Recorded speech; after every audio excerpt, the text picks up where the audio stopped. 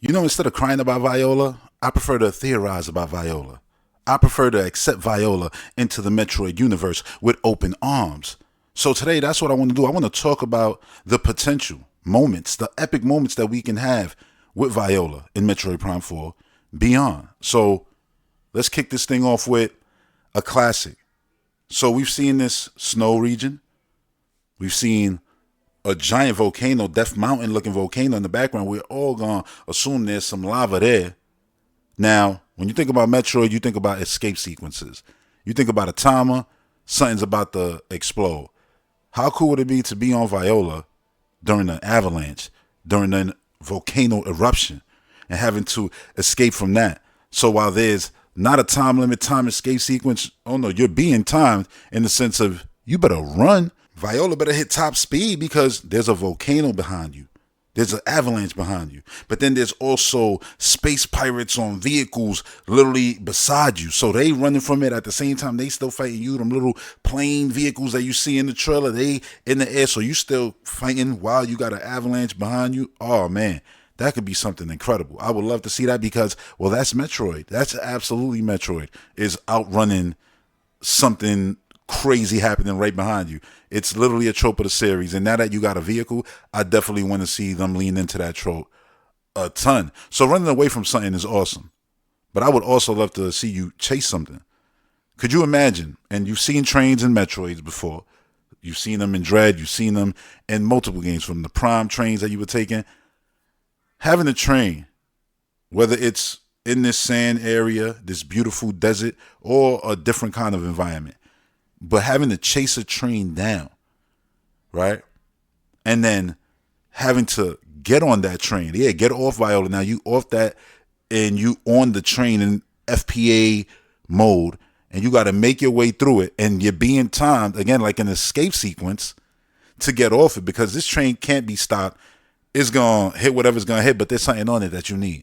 So it's like that train got just sent to destroy this thing that would help Samus on the adventure by Silex or something. So Samus is like, yo, let me get on Viola and run this train down. And when I get to it, I notice I can't stop it because Silex did whatever to it. So I got to get on it, get the thing, and then get off it, get back on Viola in order to escape. That'd be the whole escape scene. So that's a chase versus you being, actually chased by lava or snow. You're actually now chasing something, getting on something, and then having to escape that thing.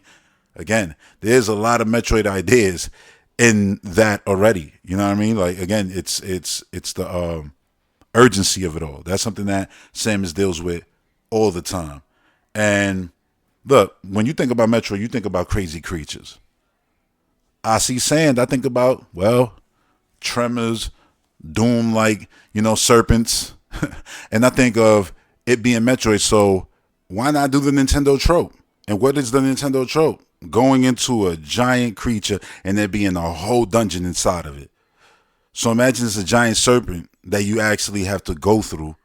And the boss battle, you think, oh yeah, you're going to fight it, and some standard, oh, I'm outside of it, shooting at it from the outside and it's running away, it's going in the sand and I got to chase it, it comes out the sand and here I go, I'm shooting at it again. Like, no, you're going to go inside of its guts and you're going to be, dodging, all kinds of inside things that thing has swallowed. There'll be goddamn ships in there from the Federation and bodies just flowing that you gotta, dodge because they just all up in its intestines. Crazy, And yeah, you just blasting things away. You're trying to get to, I don't know, the core of this thing, whether it's the heart, I don't know, it's guts, whatever you're gonna do.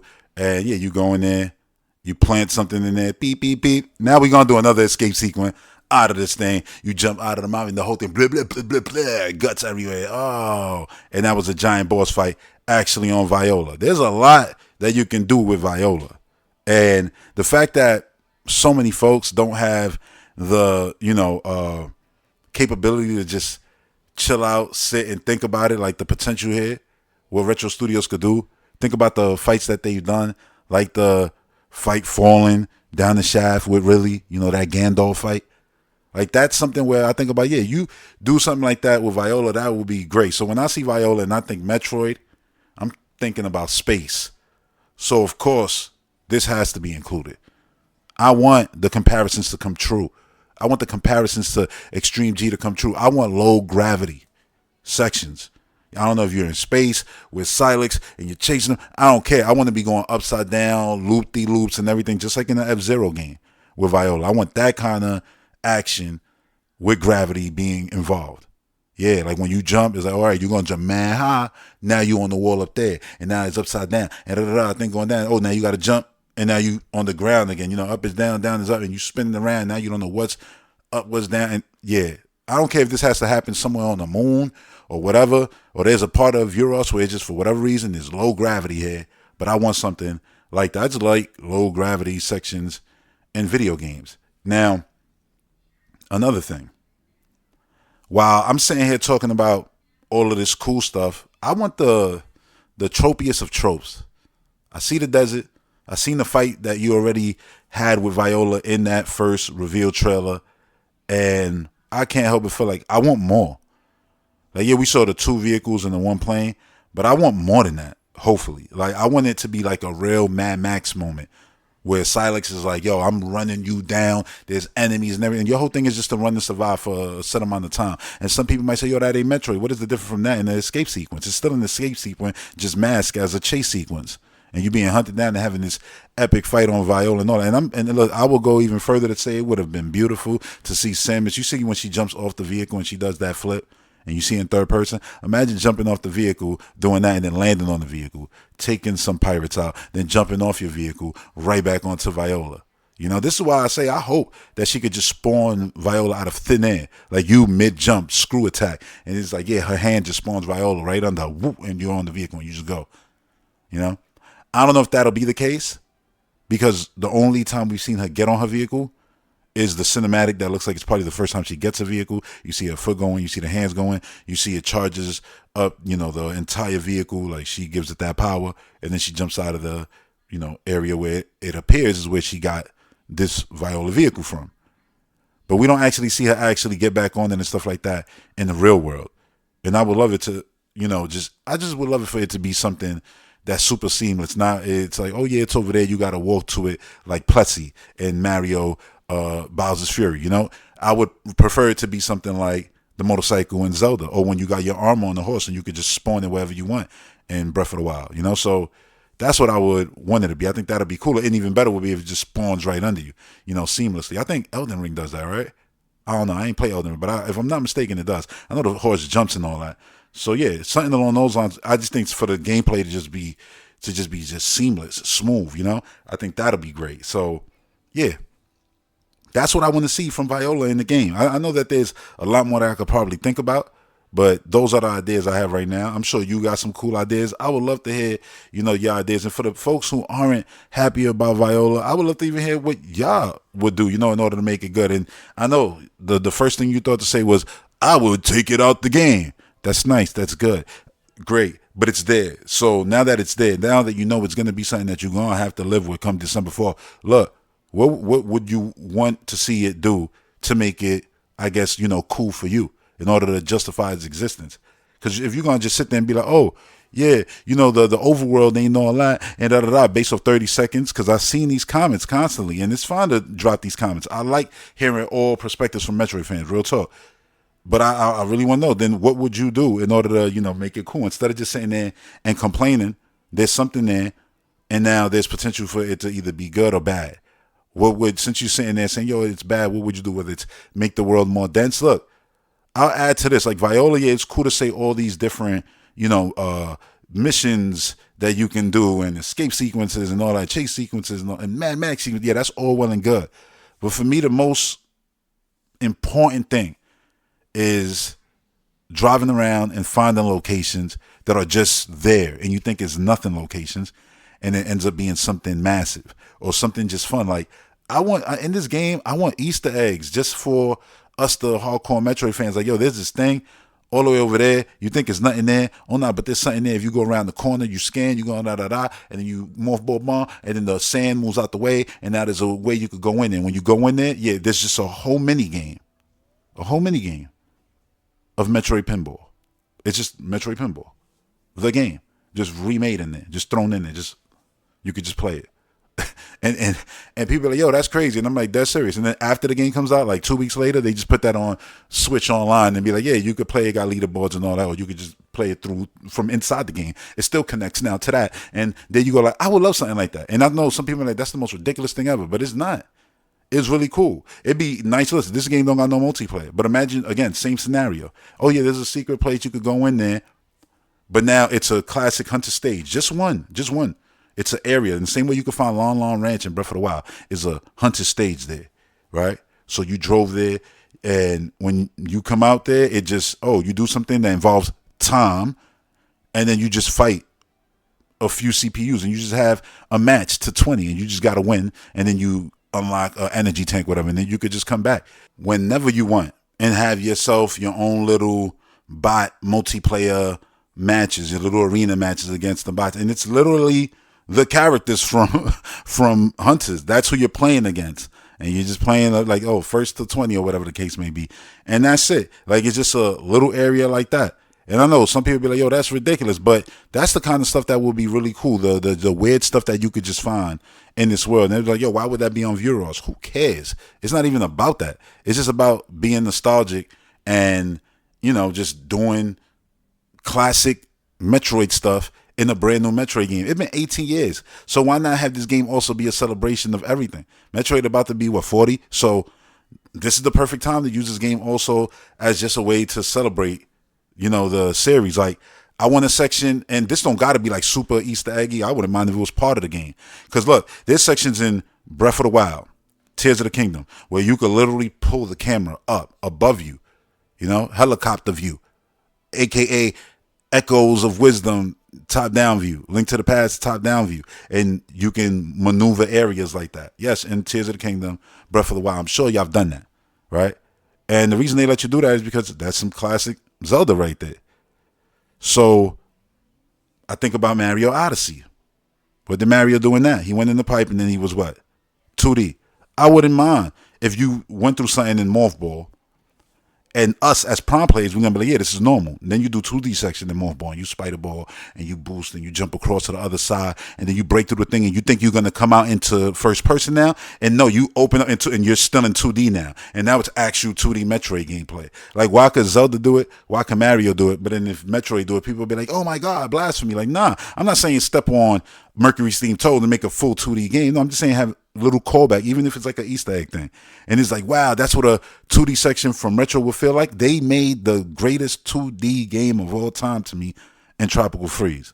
It's at least one of them, and to have them not ever even touch 2D Metroid is like, that'd be sad. Because they did what they did with the trilogy, and then they did what they did with the goddamn Country series and took it to heights that the original trilogy to me never reached.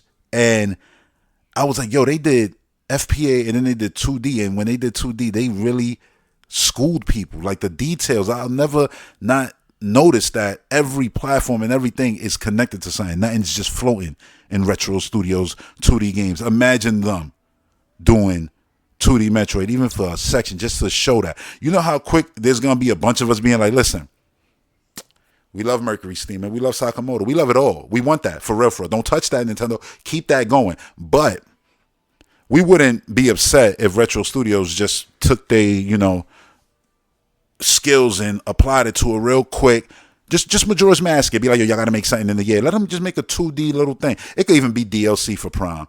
And we'd be like, yo, that's awesome. And the catalyst for that DLC would be the reaction from fans from the Easter egg section and how it played. You know what I'm saying? Like, I would love something like that. But just to have things around Vuros that you could drive to and find, and there's fun, creative, callbacks for the series, that'll be great too. There's so much opportunity here when you say, listen, we're going to just open up the world, and you got your classic Prime stuff here, there, all those biomes. And then in between, we fill it up with shrine-like classic Metroid puzzles, that really leans into all your abilities. One of the biggest complaints about the Metroid series, the Prime series particularly, but the Metroid series in general, is that, you get these crazy abilities and then the game ends. Oh, yo, I'm finally fully powered. Game ends. Oh, I got this beam. And yeah, basically it worked for one boss, maybe to open a few doors, and that's it. And it was over. Especially Prime 2 was guilty of that with the Echo Beam. not the echo beam, the annihilator beam. That beam that went with the echo visor. It was only used to open doors in order to get those final, artifacts, whatever they was at the end of Prime 2. The hunt that was there in Prime 1, the same artifact hunt was there in Prime 2. You needed this visor, you needed the beam a lot of the time in order to get into these doors. But it really wasn't used for much other than that.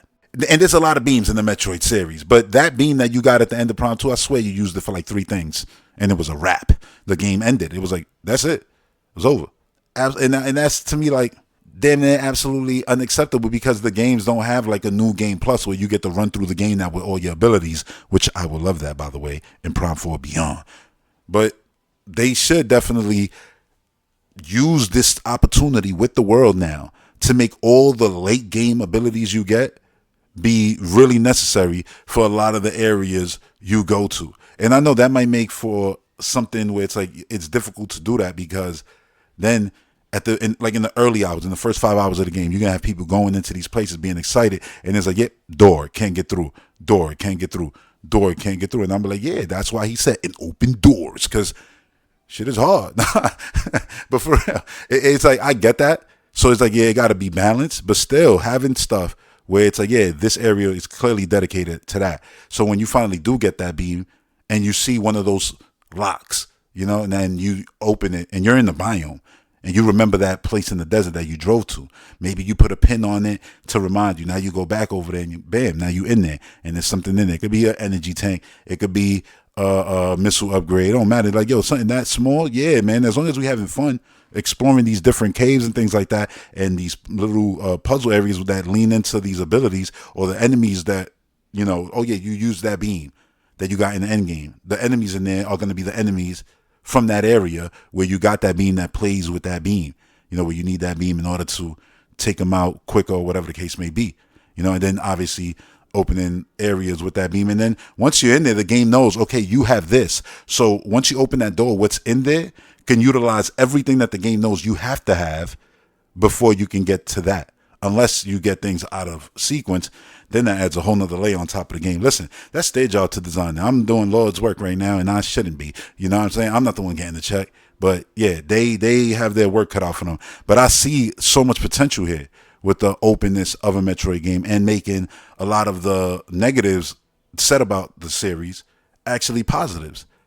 And it's sad that a lot of people can't. I know I keep coming back to that. Listen, you're allowed to feel the way you want to feel. But the fact that the game isn't even out, the fact that you haven't even gotten more than 10 minutes of footage of this game outside of the Treehouse 20-minute opening, which isn't really footage of the main game, is like wild to me, that people are already just judging this game completely. And that's even before we get to October and the journey begins, man. Like the journey to launch, it's probably already started in Nintendo's mind, but it's going to kick off even more and more as we get closer to December.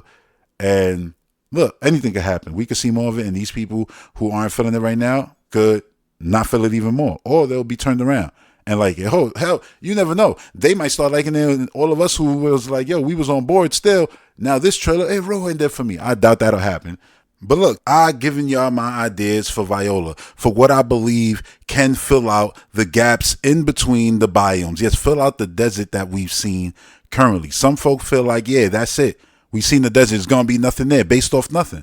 I saw the same thing you saw. And instead of going that route, I went the other way and said, man, the stuff that could be in there that can fill out this area, and I've given y'all my ideas. I'm sure some of y'all got y'all own ideas. Again, I want to hear those in the comment section.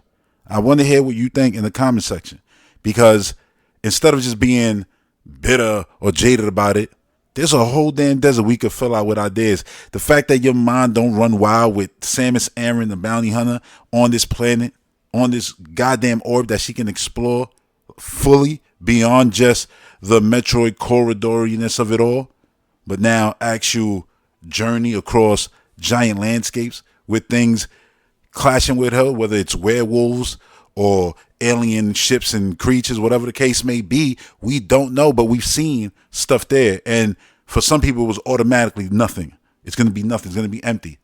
I choose to go in the direction of Retro Studios is a fantastic developer, a fantastic studio, has made nothing but fantastic games.